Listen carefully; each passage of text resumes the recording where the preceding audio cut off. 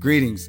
I'm going to be talking about Acts 17, and this is where Apostle Paul meets the Greek Roman philosophers. Now, Paul was in Thessalonica, and he had to leave because the Jews found out he was there, and they were going to do something crazy to him. So a brethren had to get him out of there. So the brethren took Paul to Athens, and Paul had to tell Silas and Timothy to meet him there quickly. So Paul was waiting in Athens, and while he was waiting there, he noticed there was a lot of idolatry. So Paul took it upon himself, being alone in that environment, to reason with the Jews, to speak to the Gentile worshipers, as well as meeting people daily at the marketplace. Paul was basically alone doing all this, and it's pretty dangerous. Then comes the Gentile philosophers. So these philosophers took Paul to the Areopagus, which is considered to be a Supreme Court. They wanted to hear what Paul had to say about his foreign god. Can you imagine being alone in front of all those philosophers, all the Jews and all the Gentiles speaking about this as maybe you might get stoned? Paul wanted to fill in the void. They claimed they have an unknown God and there was an altar.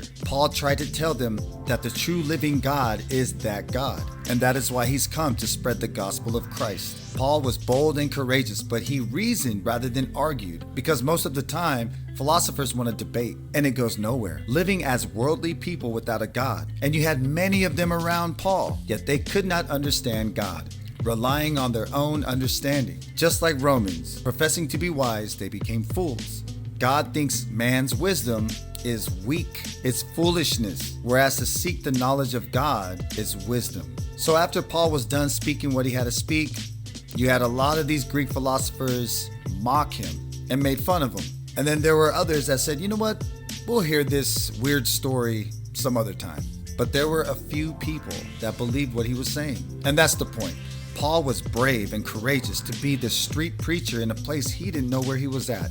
But he saw a lot of idolatry that was against the Lord. So he chose upon himself to be brave and courageous, trusted in the Lord to go and speak to these people, not knowing what would happen to him. And the fact that he was mocked in front of everybody, laughed at, made fun of, didn't take him seriously, there were a few that believed him. The fact that the word of the Lord penetrated through and reached out to the few, that's what matters the most. That if we're not able to save many, that at least we can save a few. In this case, Paul spoke the gospel of Christ, and it touched those that were lost. And that's what counts. Lead the sheep back to the pasture. I hope you like today's message. God bless. Praise to the Lord to the day I die. Lift me up, get caught in the sky. Oh, Hosanna, return with fire in his eyes. Coming like a thief.